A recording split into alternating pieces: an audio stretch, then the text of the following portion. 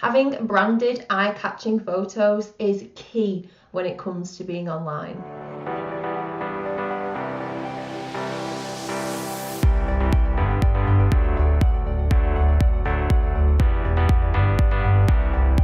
Hi bloggers, welcome back to BOHTV and welcome to another day of the Blogging Basics series. Now, for me, content is everything, but I also know how important photography is. I mean, stock photos can be great, but I just think it's so much better when you use your own photography. It just makes your platforms feel a little bit more real, you know? When I first started blogging, I was mainly doing lifestyle content and my photography was so bad. Pretty embarrassing, really. But then Tom, my fiance, really started getting into photography, and I changed my niche to online marketing, and so between us we found some really useful tips that just work every time. Tom uses a DSLR camera to take pictures of landscapes and buildings and people and things like that, but for me, my photos are mainly snapped on this bad boy right here. Of course, it's completely up to you what equipment you use, but you can definitely start off with what you have. My photos that I take on this iPhone are so high quality, so don't be discouraged if you don't have a huge camera. For whatever equipment you're using, there are certain photography tips to keep in mind, and ones that I've learned over the years too that have really made a difference to me. So I wanted to share these with you today so that hopefully they'll make a difference for you too. First though, in case you're new around here, make sure you subscribe to this channel. We've got loads of things coming up in the Blogging Basics series and I really don't want you to miss out. My first tip is that lighting is everything. I know right now you're probably thinking, Holly, I've heard this so many times, and I get it, but lighting will honestly make or break your photos. Different photos require different kinds of lighting, but natural lighting is what you want to aim for. I usually take all my photos inside, so I always make sure that I take them near a window so that the natural light will come through, and that's going to make your photos look way better than if you try and use indoor lighting. Another thing to note is that a lot of bloggers think that a really sunny day is the best kind of day for taking photos, but that is not what you want to go for because you've got problems with yellow light and shadows and all sorts of different things. An overcast, cloudy day is the best day to take photos. My second tip is to rearrange objects.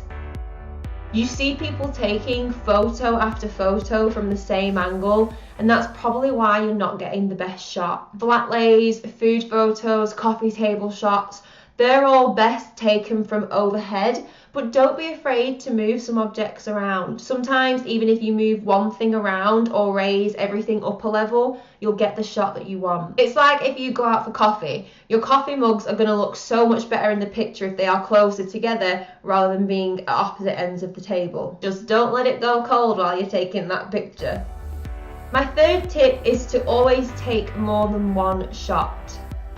This is why I'm not a fashion blogger, because can you imagine how many poses you'd have to do? The final photo that you see is rarely the only photo that is taken. There's so many different things you can play around with, like lighting and angles. Zoom in, zoom out, sit on the floor, stand on a chair. Just have a play around with it. Just be careful when you stand on a chair because we don't want any accidents. Having too many photos to choose from is what you want to aim for.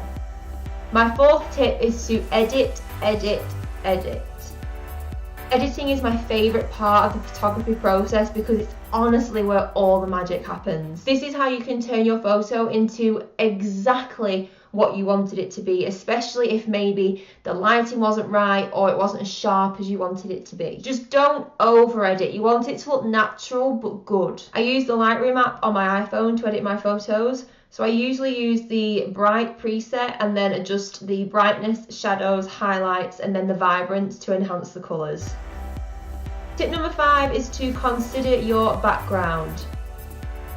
A lot of people don't really consider the background of their photos, but it can actually be really important whether you're taking outfit photos or product shots. You can buy really cheap backgrounds, probably just from your local DIY store. Scraps of wallpaper and material are perfect for this. You can play around with different layers and textures, and personally I love it when photos have an extra element to them. Tip number 6 is to keep a steady hand.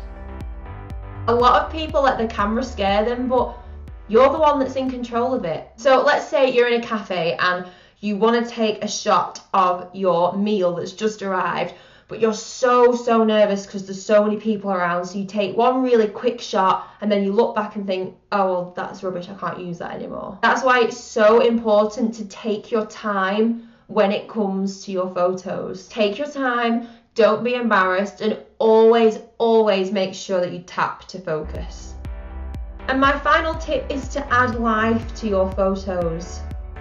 Whatever you blog about, whether it's fitness, food, parenting, beauty, money, try and add some life to your photos. What I mean by this is to try and make them less staged than you initially intended them to be. So don't aim for it to be perfect. So maybe you're taking outfit photos and there's a shot of you laughing rather than posing looking at the camera. It could be as simple as that. But how much more personal and impactful would that be? This is really important because not only does it add a sense of realness to your photos, it also allows your audience to connect with you, and that engagement is what you want to aim for. So I really hope those tips helped you and have made you feel more confident when it comes to being behind and in front of the camera. So I'd also love to know, what are your photography tips? Do you have anything that really helps you when it comes to taking photos? Please feel free to share your thoughts in the comments. And if you want more tips like this on photography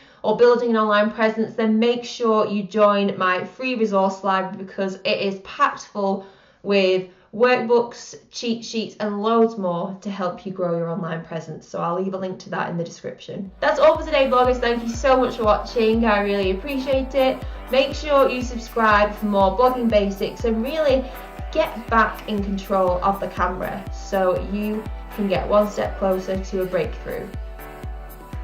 You just bossed it.